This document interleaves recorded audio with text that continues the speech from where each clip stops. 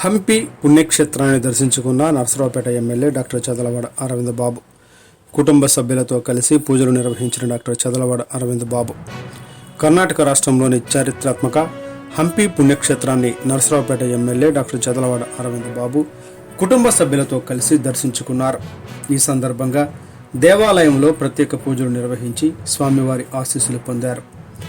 MLA సతీమణి శ్రీమతి సుధా రాజేశ్వరితో కలిసి దర్శించుకున్నారు. దేశంలో ప్రముఖ ఆధ్యాత్మిక చారిత్రాత్మక ప్రాధాన్యం కలిగిన హంపి క్షేత్రాన్ని దర్శించడం ఎంతో ఆనందంగా ఉందని ఎమ్మెల్యే డాక్టర్ చదలవాడ తెలిపారు.